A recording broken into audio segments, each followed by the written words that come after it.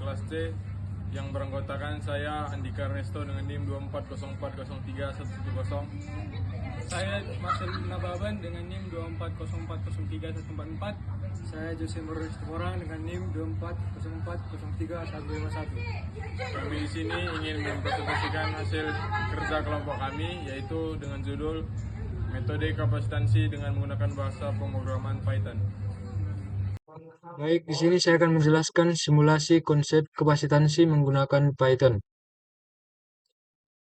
Apa itu kapasitansi?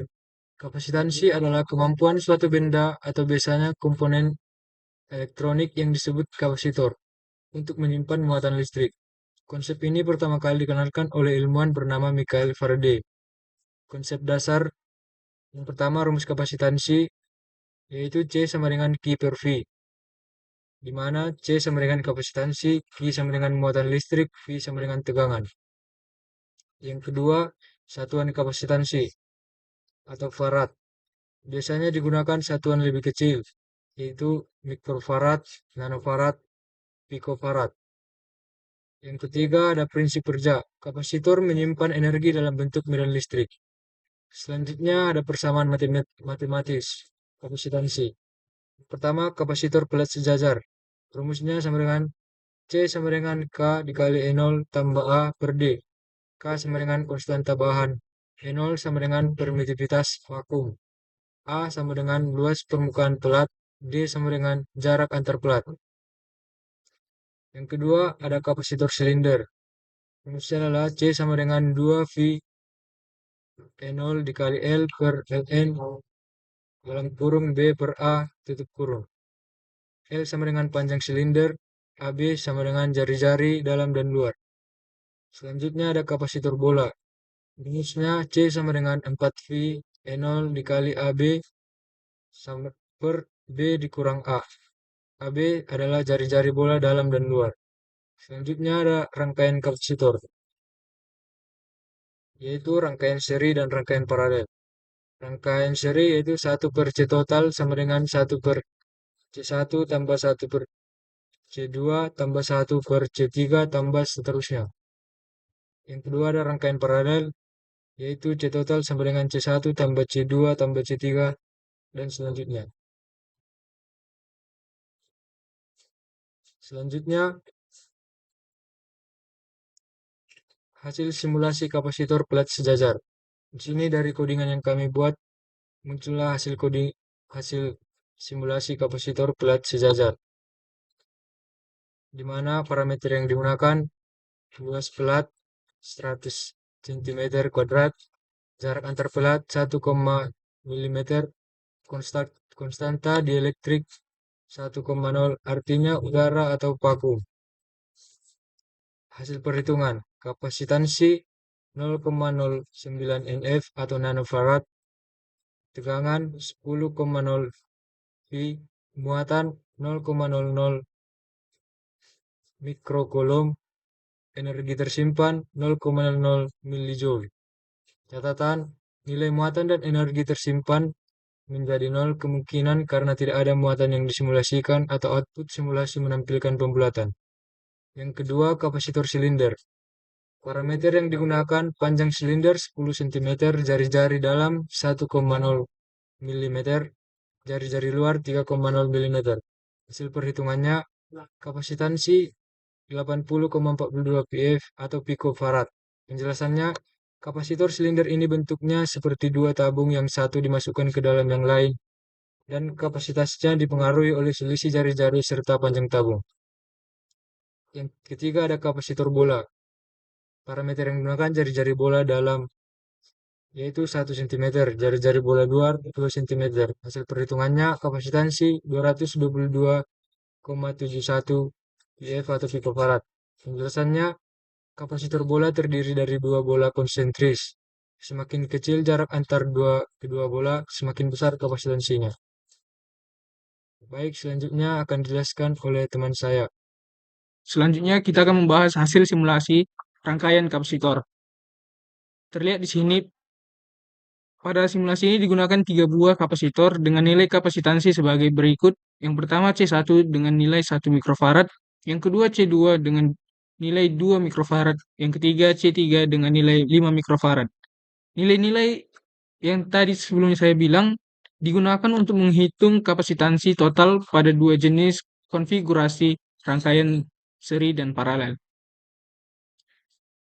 Untuk hasil dari rangkaian seri, yang pertama, kapasitansi total dihitung menggunakan rumus 1 per C total. Dengan hasilnya adalah 0,59 mikrofarad. Yaitu atau nilai total lebih kecil dari kapasitor terkecil. Yang kedua, rangkaian paralel. Kapasitansi total merupakan penjumlahan langsung dari C1, C2, dan C3. Nilainya kita dapat 8 mikrofarad. Nilai total lebih besar dari kapasitor manapun. Untuk pengaplikasiannya, konfigurasi seri digunakan untuk meningkatkan rating tegangan karena tegangan terbagi di antara kapasitor. Untuk konfigurasi paralel, cocok untuk meningkatkan kapasitansi total sehingga dapat menyimpan lebih banyak muatan. Di sebelah kanan slide ini dapat kita lihat flowchart metodologinya, yaitu langkah-langkah kita untuk mengatur simulasi dari rangkaian kapasitor tersebut. Yang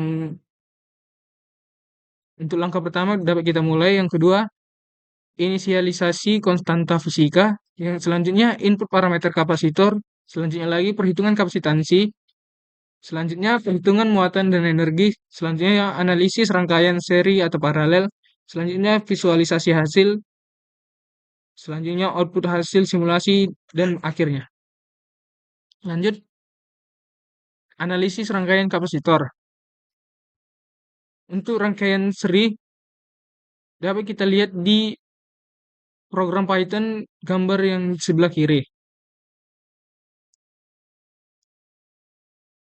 Pada slide kiri ini ditampilkan gambar rangkaian kapasitor seri dengan 3 buah kapasitor, 1 mikrofarad, 2 mikrofarad, dan 5 mikrofarad.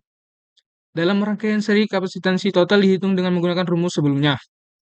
Dan hasilnya tetap seperti sebelumnya. Kegunaan dari dan karakteristik dari rangkaian seri, pertama, kapasitansi total selalu lebih kecil dari kapasitor terkecil dalam rangkaian. Rangkaian seri berguna untuk meningkatkan rating tegangan total karena tegangan dibagi antar kapasitor. Selanjutnya, distribusi tegangan pada tiap kapasitor berbanding terbalik dengan nilai kapasitansi masing-masing. Baik, kita lanjut yang sebelah kanan ada rangkaian paralel. Sama seperti sebelumnya, perhitungan rumusnya mentotalkan semua kapasitansi C1, C2, dan C3. Kegunaan dan karakteristiknya, pertama, kapasitansi total merupakan jumlah langsung dari semua kapasitor. Yang kedua, semua kapasitor dalam rangkaian paralel memiliki tegangan yang sama. Yang ketiga, rangkaian ini digunakan untuk meningkatkan kapasitas penyimpanan muatan dan meningkatkan kapasitansi total. Sekian penjelasan dari saya. Penjelasan selanjutnya disampaikan oleh kawan saya. Sini saya akan melanjutkan materi dari teman saya, yaitu hubungan muatan tegangan. Topik ini merupakan bagian dari konsep dasar kapasitor dalam fisika listrik. Berikut penjelasan lebih lengkap berdasarkan poin-poin pada slide. Yang pertama ada hubungan linear sempurna. Q sama dengan C kali V. Persamaan ini menyatakan bahwa muatan listrik Q yang disimpan dalam kapasitor sebanding dengan tegangan V, di mana C adalah kapasitansi. Yang kedua ada gradien atau nilai kapasitansi. Dalam grafik Q terhadap V, kemiringan garis atau gradien adalah nilai kapasitansi C. Yang ketiga ada validasi konsep fundamental. Hubungan ini mendasari banyak perhitungan dalam kelistrikan, terutama dalam analisis kapasitor. Analisis energi. Yang pertama ada energi tersimpan E sama dengan setengah CV kuadrat. Ini adalah rumus untuk energi yang tersimpan dalam kapasitor. Yang kedua, tersimpan dalam medan listrik. Energi disimpan dalam bentuk medan listrik antara plat-plat kapasitor. Yang ketiga, dapat dilepaskan ke beban. Energi ini bisa digunakan untuk menggerakkan beban listrik seperti lampu atau motor kecil. Keunggulan simulasi Python. Keunggulannya yang pertama ada bahasa pemrograman mudah dipelajari. Yang kedua ada library lengkap, NumPy dan Matplotlib. NumPy gunakan untuk perhitungan numerik, Matplotlib untuk grafik. Yang ketiga ada visualisasi interaktif. Python bisa digunakan untuk membuat grafik dan animasi dari hasil simulasi. Yang keempat ada perhitungan akurat dan cepat. Python efisien dalam menghitung data besar atau kompleks. Fitur simulasi. Visualisasi medan listrik. Menampilkan bagaimana medan listrik bekerja di sekitar kapasitor. Kedua, grafik hubungan QV. Membuat grafik interaktif atau statis yang menunjukkan hubungan muatan dan tegangan. Yang ketiga ada perbandingan jenis kapasitor. Misalnya membandingkan kapasitor keramik, elektrolit, dan lainnya. Yang keempat ada analisis rangkaian seri paralel. Menentukan nilai kapasitansi total jika kapasitor disusun secara seri atau paralel. Kesimpulannya, karakteristik geometris. Setiap jenis kapasitor memiliki karakteristik unik berdasarkan geometri. Yang kedua, perilaku rangkaian. Seri menghasilkan kapasitansi lebih kecil. Paralel menghasilkan penjumlahan. Hubungan linear QV, simulasi berhasil memvalidasi konsep fundamental. Efektivitas penggunaan Python terbukti efektif untuk simulasi dan visualisasi konsep fisika. Yang kelima ada aplikasi praktis. Memberikan pemahaman mendalam untuk pemilihan kapasitor dalam teknik industri.